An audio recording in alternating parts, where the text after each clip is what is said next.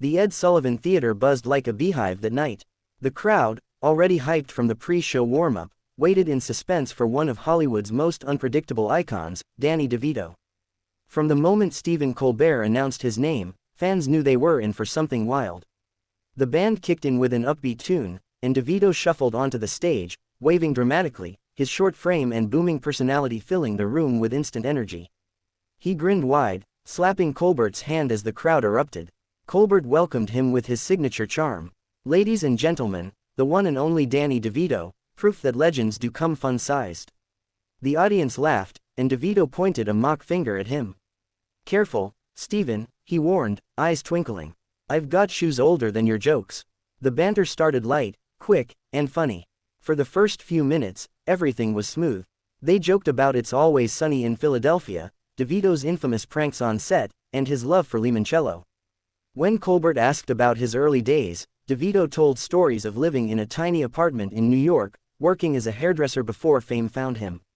The audience was glued to every word, laughing as he acted out his youthful misadventures. But then, as with many live interviews, things took a turn. The shift began subtly, one question too sharp, one laugh that didn't quite land.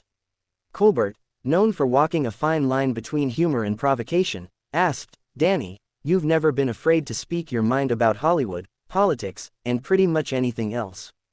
Do you ever worry that sometimes your honesty might rub people the wrong way?" DeVito leaned back in his chair, his grin tightening. "Rub them the wrong way? Stephen, if people can't handle the truth, that's their problem. I've made a career out of saying what I mean. I'm not here to polish anyone's image, not even my own." The audience chuckled, but Colbert pressed on. "Sure, but some might say there's a difference between being honest and being, well, difficult. You've got quite a reputation, Danny." The laughter faded. DeVito's eyes narrowed slightly, though he kept his tone even. "Reputation, huh? You mean the stories people make up because they're bored?" Colbert smiled tightly. "Well, there was that rumor from last month, the one about you walking off a film set because of a creative disagreement." DeVito paused. His hands, which had been gesturing animatedly moments before, stilled. "You're really going there?" he asked, his voice low.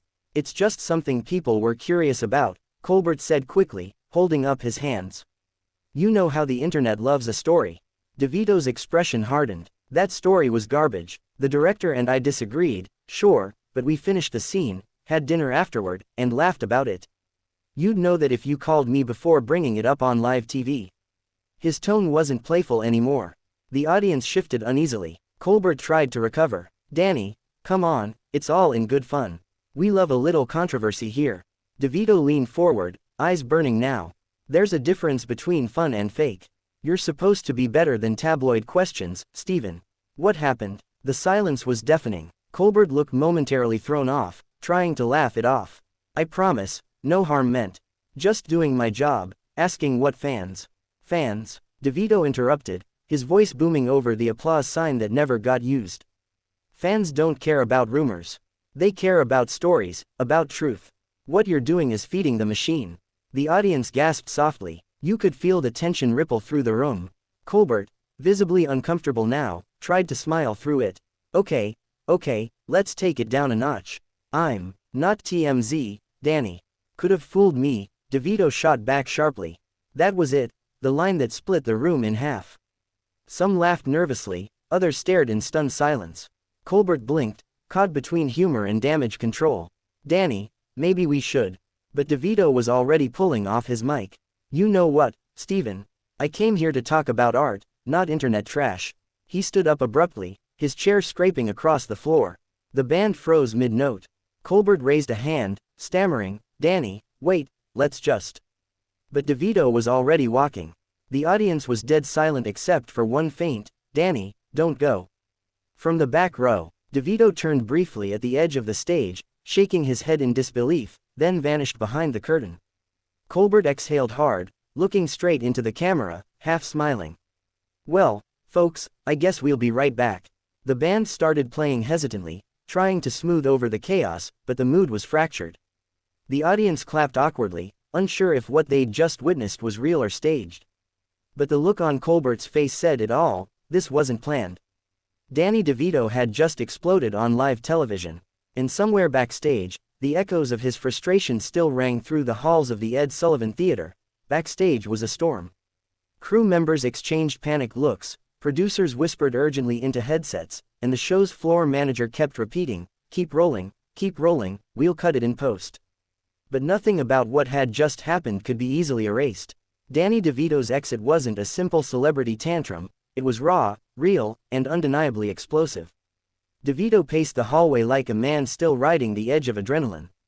His face was flushed, his hands slicing through the air as he vented to a bewildered producer.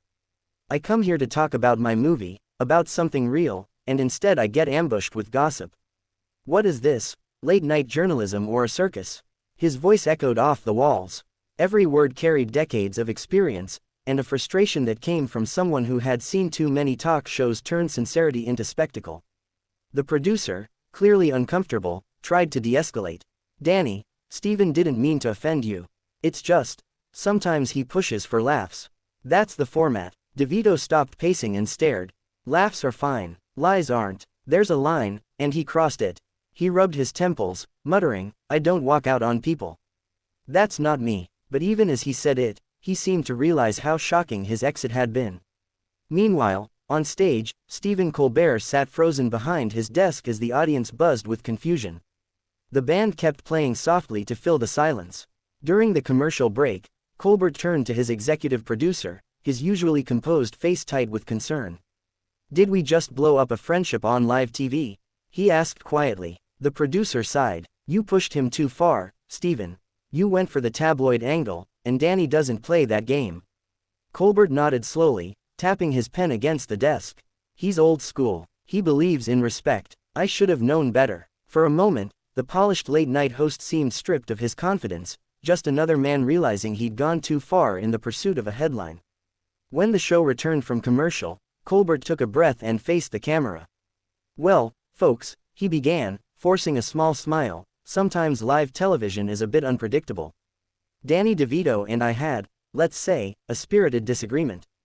The audience laughed softly, relieved to hear something. Colbert continued, we're big fans of Danny here. We'll make sure he gets that drink I owe him, maybe off camera next time.